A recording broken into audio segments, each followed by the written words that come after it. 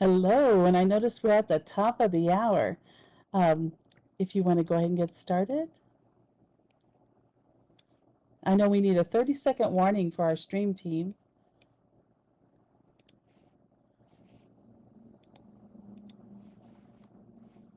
Oh, we are streaming and live. Well, hello everyone and welcome. I didn't know if we were going to have a moderator.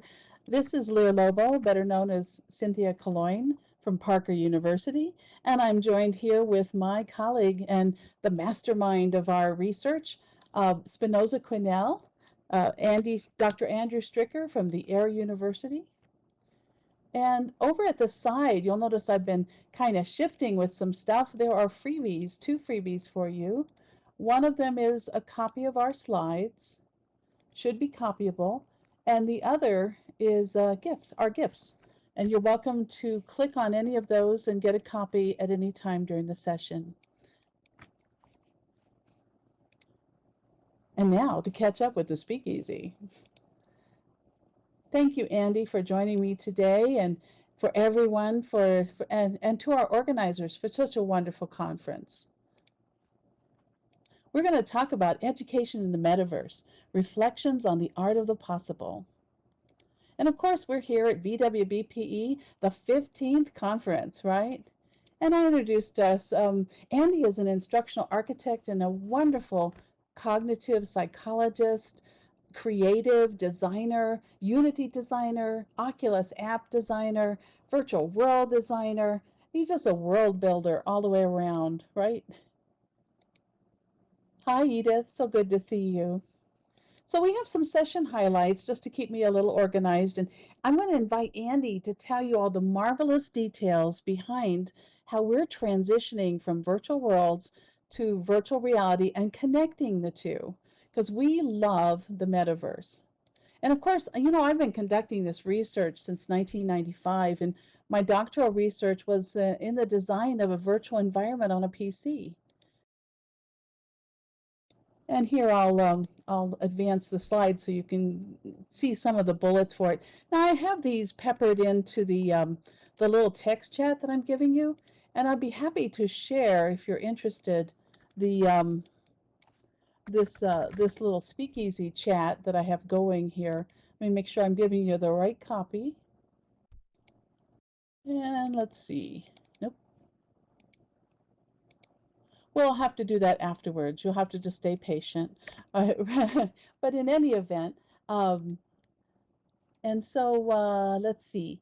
So this is part one of our journey, and so I'm going to share this marvelous design, how the conference has inspired us to share with you our love of Japan and Sakurajima, and how we have used those ideas as inspiration for our Oculus app.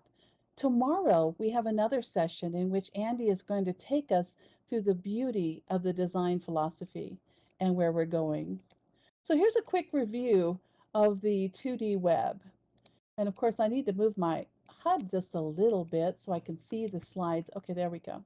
So you all know this, but Web 1.0 was text heavy, right? And if you had graphics, boy, they took forever to load, right? We didn't have the bandwidth, we didn't have the graphics cards, we didn't have the processors that we have today. And 2.0 gave us browser-based apps and rich media and the streaming media, lots of things we enjoy today. And 3.0 gives us the promise of the semantic web. We're not sure if we're ever going to fully achieve it, but certainly there's a lot of work on linked data and connecting everything. So what is the metaverse? Well, one of our thoughts about it, and Andy, I borrowed from the past. 6 years ago, Andy put this together, maybe even earlier, but we shared it at a conference 6 years ago, and we were thinking about where we were going with these technologies, and of course, by the way, 3.0 was coined by a New York Times reporter, John Markoff, right, in 2006. Now, the reason I set the scene for all these dates and times and places is so you realize that the metaverse is not a new concept, right? Snow Crash in 1992 used the term, right, in the book by Neil Stephenson.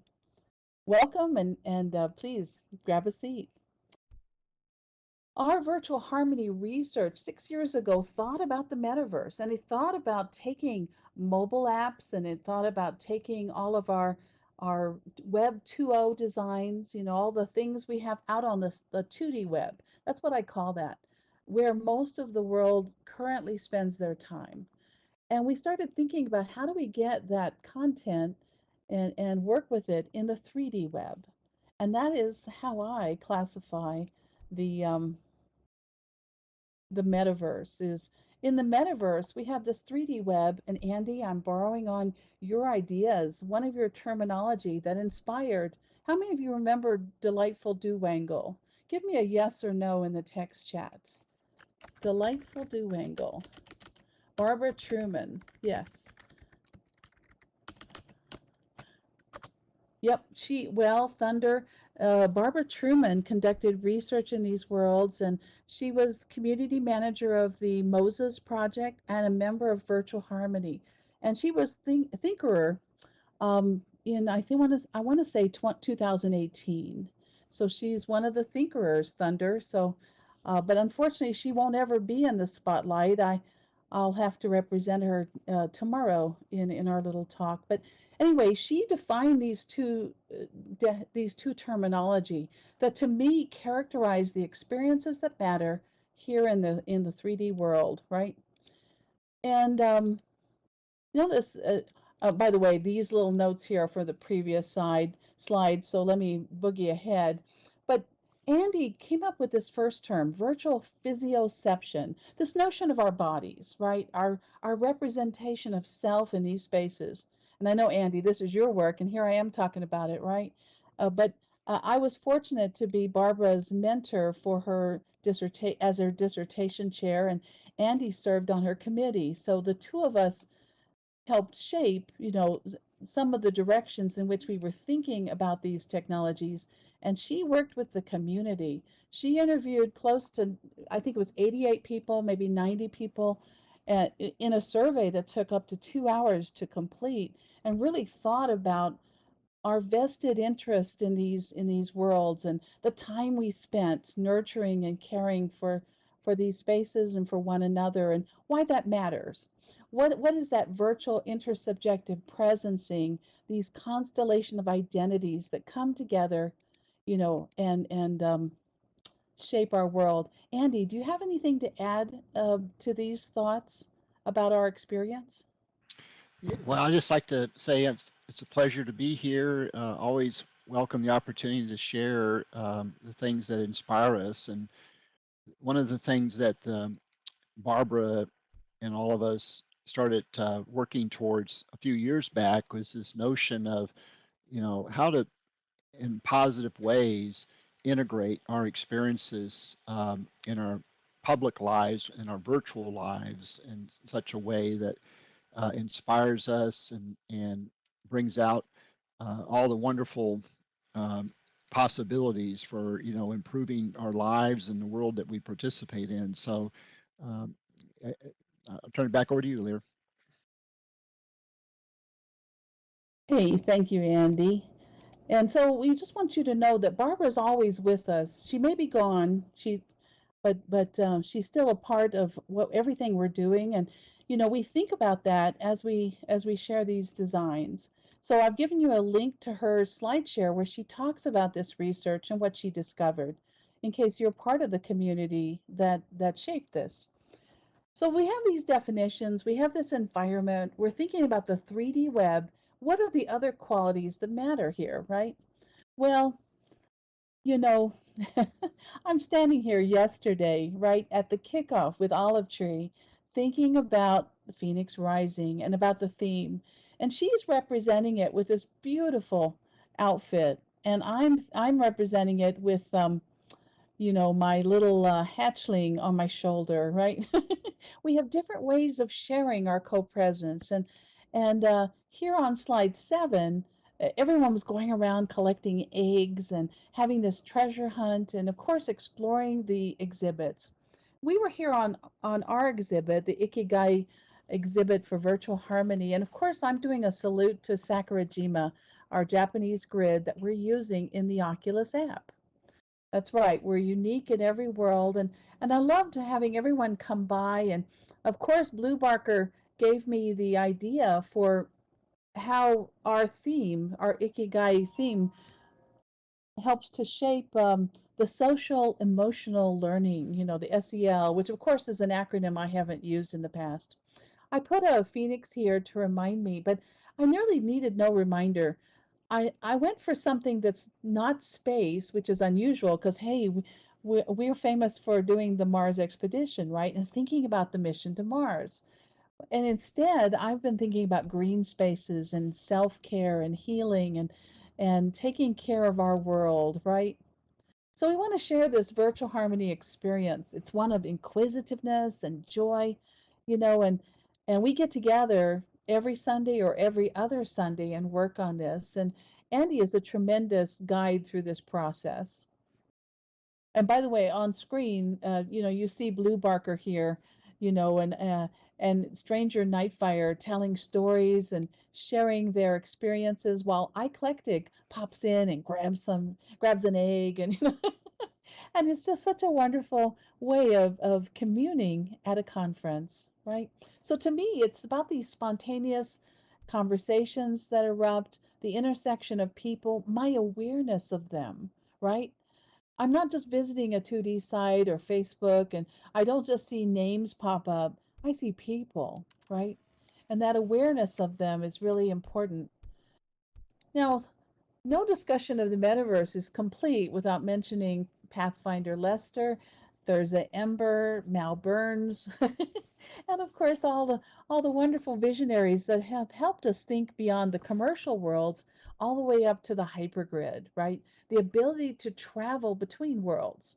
Now we're not able to do that here in Second Life to other grids, other worlds, right? And it's because we have an economic system and you want your financial identity to stay intact, right? And that's natural. But it is important to note that the metaverse is always also characterized by a lot of different worlds and different ways of traversing them, whether you're logging into them directly or you're just putting a URL and a port number and visiting them without an account there. That's a very powerful thought.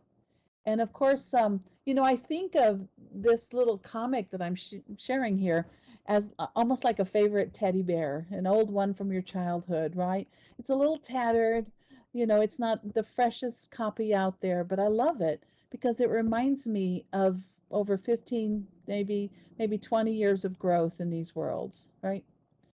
And of course, I want to do a salute to the people who have made a difference and contributed to this. I love the early content as well as the older. Hi, Olive Tree. I featured you on a slide earlier, but I know. Um, anyway, you may be surprised to note that we have many virtual worlds existing over the years. I put down a few stats, but I'm not going to read them to you. You will get a copy of the slides if you so desire. And it is auto advancing, but you can always disable that by setting the seconds on the script to 0. And now let's move ahead because we have. This is Thanksgiving at Virtual Harmony. This is in the Sakurajima um, grid.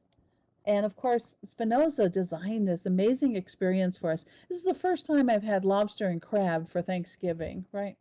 In the U.S. I am living in Colorado, and our server is sitting in a farmhouse in Alabama. So it's rather magical that we all get together and we have this shared experience, you know, in these 3D spaces. So here's our poster, and I was designing it and thinking about Andy's hard work. And Andy, if you ever want to chime in, just let me know, and you can pop on in. I created the shoji doors there, and I put them in the gift giver. They move 2 meters to the left or right, and of course you can change the vector if you want to rotate your doors. But I made everything full permission that I had created so that you can deconstruct them and use them with your students. That's the goal here. And so we're taking this social emotional learning, this amazing experience. That's what we're trying to embody here in this design and do a tribute to some of our early work. Now there's the link, the landmark to our exhibit poster. So please come by anytime between now and April 10th when this land goes into the mist, just like Brigadoon, for another year. So the metaverse is about sharing. When I first came to Second Life, I was amazed at how many freebies there were. And I was entranced by the idea that I could create something, put it on a giver, and thousands or millions of people could get a copy. That's a breathtaking idea, really. I don't normally have that kind of impact, out in the wild. How about you? And by the way, you don't have to be quiet. You're welcome to talk during yeah, I love active listening, which means chattering in the text chat, etc. So please feel welcome to do so. Now, Electric Sheep designed, the seats that you see here in the book. That's Corey Ito's work from Trompe l'oeil. And I met them at the New Media Consortium's campus when it opened in 2006, and at that time there were only 230,000 SL residents, and I started keeping track of the stats back then because I wanted to know, would this ever take off? Would we ever, get to a lot of users? And of course we did. By January of 2019, I think we had 19 million users, and they were adding a million. Now that those weren't all unique, right? Those are accounts. Some of us have multiple accounts. I have 9, I must confess. I need friends, and so I create them. No, I'm teasing. But here's Corey Ito's work, and Beth Ghostraven came by to join me, and I did the grass texture with my family, so you'll see me feature the grass quite often because that's our creation, right? The power of creation is this magical experience that we share with others, and that's something you can't do easily in a VR app. I just want you to realize that you can't just easily create textures and stuff and start throwing content down. And Andy, maybe you have some thoughts on that? But yes, I mean, I think that's a wonderful point you're highlighting is the fluidity of how people can participate in co-creation here in Second Life. And when you get into the realms of platforms that we're seeing with, these virtual reality environments with these devices, it's very difficult to sustain that kind of co-creation. But I think hopefully in the future that might change. Yes, and you know what'll make it change are people like us, all of us here. And when we ask for more features and start helping to create those features, we take uh, we take part in how things are developing. So start small. It's okay. That's our first Ikigai design principle. And in 11, I'm designing this build, and I'm so thankful. And I'm weaving in the thoughts. There are little signs on the ground that say, find joy in the little things. And of course, I found it very healing and very exciting to create this build. And so I want to thank again the Virtual World's Best Practices in Education for the opportunity. You know, uh, it just really made my spirit soar. And then, of course, to Andy, who gave us the inspiration with Sakurajima. To be able to breathe life into these designs in Second Life and in Open Simulator, which is where we have 18 grids for virtual harmony, we bridge between worlds, between technologies, and between apps. And so now I want to take you to well, actually, we did find joy in the little things, right? And I talked about my joy and the healing process. So now let's think about connecting with others. Beth Ghostraven joined me while I was designing, and we had a cup of tea and we were relaxing and thinking about what is wonderful about these spaces. This is totally different than my normal day teaching, right? When I teach in virtual worlds, and I've taught 55 classes, 53 of them in Second Life and 2 in Open Simulator on a grid called Lobo that Andy developed for me.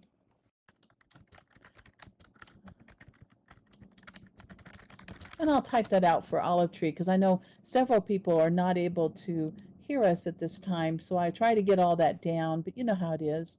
You get very used to yourself and what you're doing. So we're taking that terminology and thinking about presencing and avatars and content. The intersection of all these things coming together to me characterizes the metaverse. Yes, Ocean Girl, you said I'm confused about the use of the Oculus app. We're getting to that. We're going to show you how we're using it. Well, you're right. A headset is one of the advantages of SLs. We do not need a headset. You're absolutely right. And that's why I love teaching in here. There's a certain emotional response when you're in a virtual reality experience. And while we may or may not like the first person perspective, um, tomorrow we're going to talk about that and why it matters too. You're right. It could be for different audiences or different groups of students. And it's certainly a limiting factor when everyone does not have the technology to be staging like classes in those environments. So instead, we think about it as, yeah, well, I looked at it and I thought, well, that's phonetic. And I can read without vowels, right?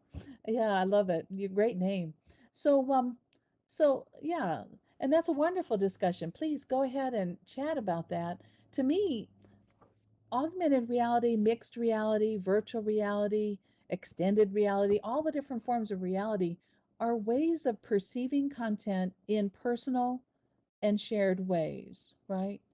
And so I don't want to limit our access to any technology, but I think this technology gives us the most affordable, it has the most affordances where it supports a wider depth of users.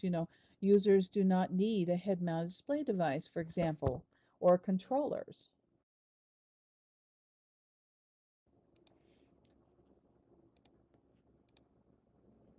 So here's Sakurajima in the virtual world, Ocean Girl. And I love this. This is where we were for Thanksgiving, and of course, we use this as an inspiration for our Oculus app. So we were toying with the notion, what would it take to connect the two and to have this shared experience? And of course, I'm still going through the Ikigai principles as well. The be in the present, here and now, right? And thinking about where we're going with all of this. So the notion of joy and kindness, pulling it all together. Oh, great, Olive Tree. I'm glad you can hear, because it's a cognitive load to type, talk, flip the slides, flip the speakeasy, and try to figure out where I am in the talk, right?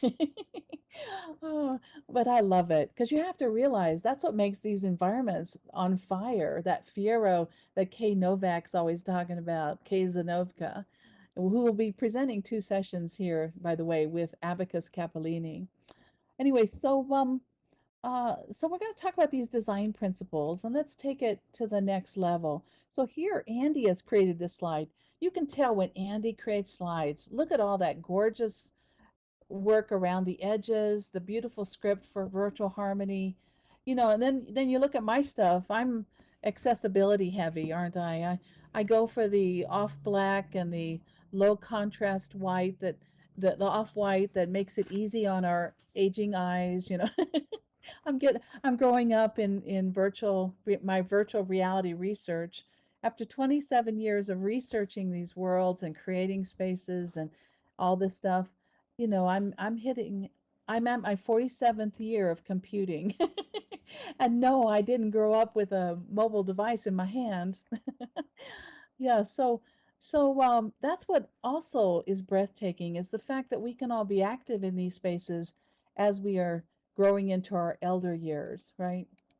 And so I just wanted you to, yeah, I better move a little faster. At this point, I was reminding myself time is keeping a march. So here we're thinking about the transition, and we're at slide 16. And let's see, that one is, she takes a little look and catches her breath. Okay, that's this one. So I'm up to speed. That's the good news. And you know, I want you to keep these images in mind. And he takes a very rosy look at the same scene I showed you with a little bit different lighting, right? And I want you to think about that experience as we move into the next slide and think about the Oculus 2 app. And I'm going to pull that up. And Andy, I'm going to turn it over to you to talk about, oh, I don't know, the hands, the audio object, the early days working in the Oculus. Okay. Um, just quickly, one of the things that we're wanting to leverage, as we look at ways to bridge between what many of us are very accustomed to in Second Life with uh, platforms like Meta, is the kinesthetics. And the hands give us a lot of flexibility for grabbing things and handing them off to others. And so we can use our index finger and our thumb with these kinesthetic supported hands to really do some fine-tuned grabbing of objects and activities. And so that's given us a lot of possibilities that we're putting into our work now. Over to you, Sin.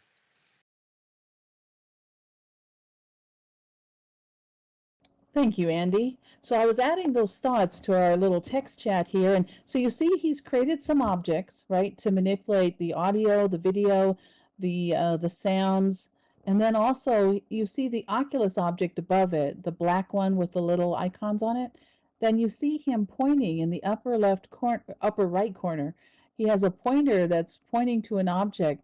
And in his first designs, you could point to something and click to target it, and then you could grasp it in your left hand and it would leap across the room into your hand, which I just loved. Now we walk across the room and pick it up like normal people, right? But I do love the exploration of, well, would this be possible? Would that be possible? What feels natural and what would support our learners and what supports us? What makes us feel good?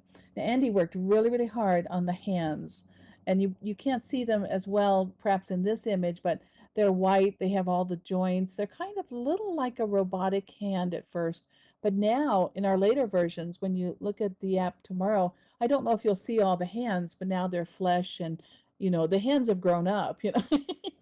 And here's the breathtaking part of this. He started this design after we obtained our Oculus Quest 2s at Christmas. Okay. So we've been doing all of this work in the last 2 to 3 months. And he has been working, and he works full time too for the Air University. It's not like we sit around and just do this, right? So it does feel good to work with this content and to move around.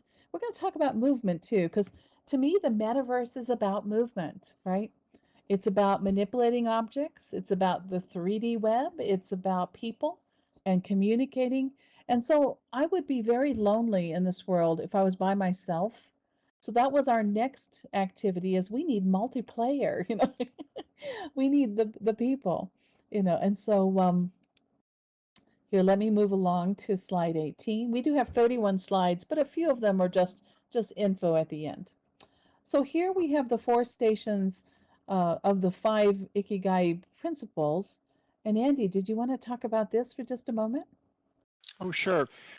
In our design work, what we often like to do is put out a lot of um, potential capabilities in our team that Lear spoke of earlier. We come out and we sort of figure out, okay, what might work best as we embed these activities in these discoverable places as you navigate through the environment. So in this particular Oculus app, it builds upon Thoreau's concept of Walden paths, where you get to walk around in this sort of enchanted area of forest, and you discover. And so here's what you see as snapshots of activities that are putting we're putting in place along that pathway. And so there's rock climbing activities, a rope course, and so forth. And we're going to talk more about that tomorrow as well. Thank you, Andy. So in slide 19, you see an image of a girl holding um, the Oculus controllers, the early head-mounted display device. Both of us have upgraded ours. We have comfort headbands, and we have a little rotary dial at the back with a padded, so because we need a little comfort under the hood, right? And you see Andy on screen on the right as Spinoza Quinnell in virtual harmony in Sakurajima. And of course, he has linked his Oculus using a cable and his personal computer so he can get this blended reality experience and study how do I get that content over here, and then how do I have this shared sense of presence or this experience that matters, the thing we want to preserve from the two worlds. Andy, did you have anything you wanted to add about alcove? The next couple of slides talk about alcove and this notion of shared spaces. Sure. One of the things that we're very interested in tracking in the early days of the Meta platform is what Lear's talked about with this social community orientation where people can share experiences together. And Alcove is a community-based type of application in Meta where families can come together. It was designed by a very small group of people that wanted to support their extended families, be able to come together. So the elderly and grandparents who are not able to, visit during these times can actually come together in these home-like environments and share with activities with each other. So they've got games you can play, and it's very creative. And so we took inspiration from that with our own work.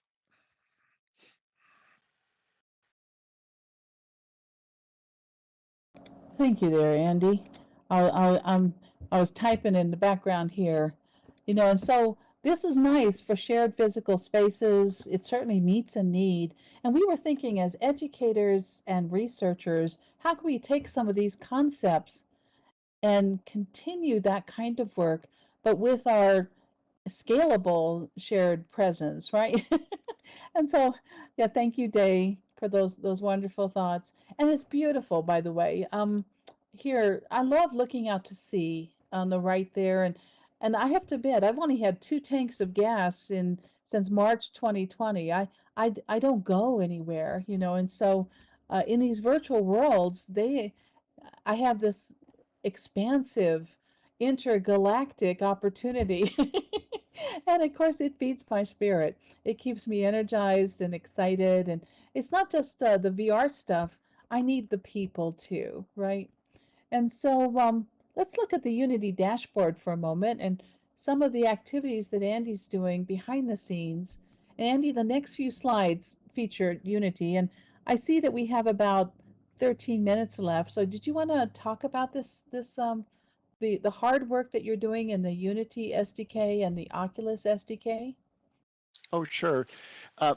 We've been building Unity apps over the years for the things that we do with our virtual reality environments that we've created through virtual harmony and things that we've done, for example, in Second Life, where we're linking to back-end web-based interfaces, 2D interfaces that have been developed in Unity that tie into databases for some of our simulation work. So we thought it might be fairly fun to build out from that work into the 3D environments for the Oculus and have them working on the Meta platform. And so what we do with Unity is we bring a lot of our mesh models that we've been developing for several years, and we put them into Unity, into our places. And we recently have put a lot of functionality in for teleportation, as Lear's talked about, grabbing objects from a distance and pulling them to you, and supporting ability to mark where you've been for return. And so a lot of things that we've learned in environments like Second Life and OpenSim is guiding our design work in the Meta platform.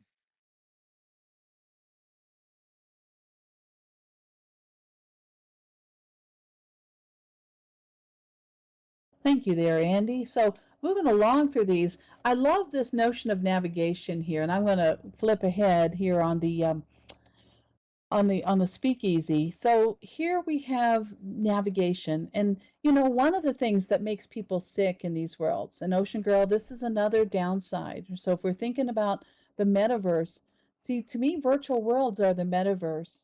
It's not just VR. It's not just I know the non-fungible tokens folks are trying to claim it, and they certainly have a place, but the metaverse is a huge community of thought and form and content and people and and behaviors, right?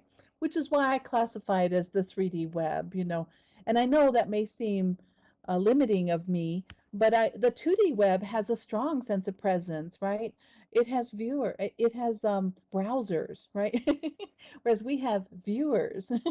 We have a different language, a different sense of we must be in the content as well as of the content. And this is what makes people feel a little uncomfortable as they wear these head-mounted display devices that are not quite completely visually sound. You know, there's compromises we make to gain head tracking. So when you turn your head, you're looking in a different direction. Well, certain objects are out of focus. You start to feel a little fatigue, and of course, you get a little motion sick if you move too quickly. So Andy was working with different navigation styles. Isn't it great? And so different navigation styles and to think about the hop step method. That's what I call it. That's not the technical name for it. That's what I look like when I bunny hop across the room using the circle. You click the circle and then you use the down point on your joystick on the right or left, I forget, and you hop to that location. You know, for me, I love the fact that he added the glide motion. But I don't know, Frankie, are you out there? Frankie and I were talking about that, and if you go too fast in the glide, you start to feel a little dizzy, right? But I love it because I can glide up the mountains. Yeah, Frankie, did you want to talk for a moment on how it feels to be in Sakurajima and the fact that we were connecting with your origins? Please go right ahead. Sure. Hi, thanks. Yeah, indeed, it was a bit of an adjustment. Thankfully, Algernon put me onto these bracelets for managing my nausea. But little by little, Andy has adjusted the settings in the environment, and it has helped me quite a bit. I'm also learning to manage how to move around the world and looking forward to it getting better and for me to adjust to it. And yeah, the Sakurajima, this whole experience over the last 2 years had been so uplifting.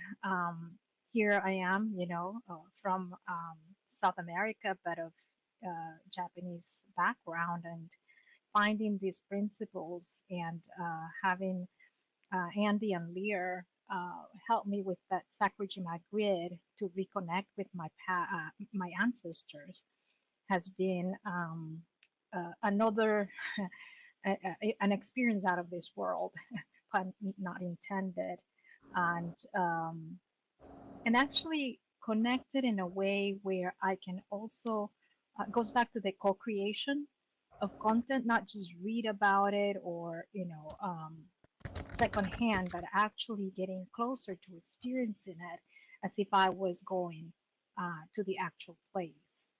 Um, Thank you, lots of, yeah, Frankie. thank you. I'm so sorry. No, I'm no, moving that's okay. along just a little bit. Hang Please. on to those thoughts and we'll get Okay. back to those in just a moment. And by Sure, the sure, way, sure, sure. Frankie is going to be joining us tomorrow. I'll be doing most of the typing tomorrow with a little interjection. And Uh-oh. Andy and Frankie are going to, with Algernon Loire, Betty Stricker, are going to tell the story of our virtual harmony journey as this app evolved into what it is today for the Walden Pathways. So here you're looking just at another scene from the Unity dashboard, just to give you a sense of the complexity. And I think Andy is deconstructing one of the other app scenes just to get a sense of what is it like to place real world content into these virtual spaces and what are some of the trade-offs in their behaviors, how we manipulate, or are we just passive and cruising through this stuff like a museum, or are we active? And see, that interactivity is what really gets me. And yeah, but don't go away, Frankie, because I'm going to return to you in just a moment. So we're winding down. We're getting to the last 5 slides so we can sit and commune and talk and think. And I just wanted to remind you what I love in these spaces, right? I know you guys are going, oh, she just loves her water. That's what it is. But I love the notion that I can feel, I almost feel like I can dig my toes into the grass. I can feel the breeze, you know. I get these strong sensations, the emotional intelligence that Blue Barker was talking about yesterday as we were gathered together. And while I created some of these things, that power of creation is something that we can't easily share in VR because it's a lot harder to create content, right? And similar to what we noticed in Sansar, when only a few content creators could really expend all the effort to create all that beautiful mesh, there's a power in creation that we value in these spaces. And you may not be a creator, but our students, in the 55 classes I taught, I had students create projects in every one of them. And no, they had no prior experience with virtual worlds. And so I had to gently introduce them to, how to create content quickly and how to be fearless about its quality, how to not worry about making mistakes, and how to be welcome all types of experiences. And of course, I'm talking about the ideal here. Notice over at the edge where our sponsors are listed, below it, I have a gifts giver. I don't know if you can see it. Please click on it. And if you don't get them right away, just wait a moment. It means other people are clicking, right? And of course, next to it is a copy of my viewer with these slides on it. I normally share on SlideShare, but they now are not very sharing. They now require a subscription for folks. So I'm looking for a new place to share. So if you have ideas where I can host my slides so that the world can get them, please let me know. I'm always welcome to educator tips. That's one of the reasons we get together at these conferences, right? So I want to thank the Virtual World's Best Practices in Education Organizing Committee. For 15 years, they've brought us this amazing conference. They've put us out in outer space for the last 3 years and given us these mind-bending, broadening ways of thinking about our future, right? I didn't put them on Google Slides. I can list them there and hit the publish. I don't want to convert them all. I have 141 sets, Edith. This is my 331st conference presentation. Could you imagine taking all that and trying to redo it all in Google Slides? I'd be a lot older when I got done. And so I'm looking for somewhere I can easily just post it and publish and people can consume it, right? And so I'm still thinking about that. But I want to thank the volunteers, Olive Tree, Buffy, and so many of you, Edith and others who just make this, Beth, and of course, Ice Sky, tremendous work, and Ellie and LV, wow. And of course, Pookie, we're going to see Pookie tomorrow and others, and if we don't, my apologies, because Pookie will always be a part, right? And Mel Burns and everyone who makes this conference come together, Blue Barker, and I'm of course not mentioning all the amazing people behind the scenes who just give us these incredible experiences. I want to thank you. We are going to talk for a couple, we only have 2 minutes left for questions. And for final comments, Frankie, if you wanted to take the microphone, and tomorrow they're going to have more time and I won't be dominating. But I just wanted to clarify for the world my view of the metaverse. It's shared, it's immersed, it has people, it has conversations, it has connections, it has a lack of fear. That's right, Antibody.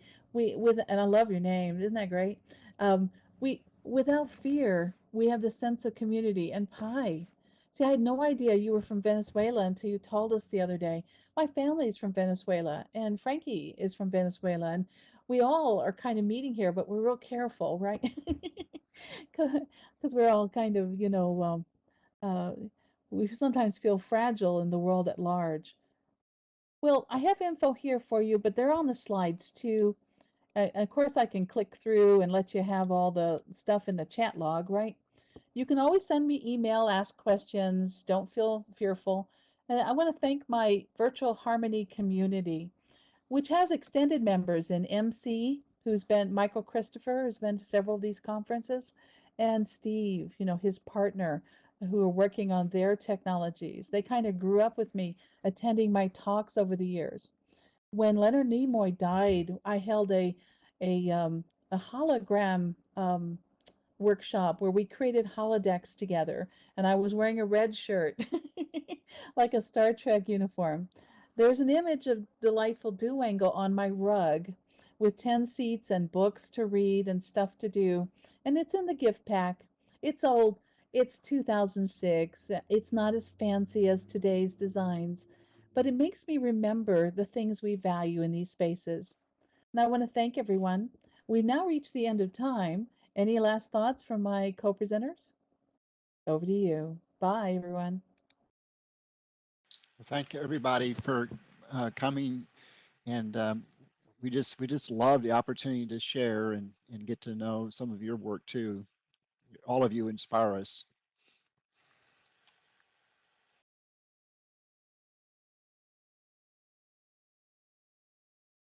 Of course, a shout out to JJ Drinkwater, who couldn't be with us today, the librarian of Calongne, a lover of literacy, who, of course, is our science fiction librarian and a vital part of Virtual Harmony.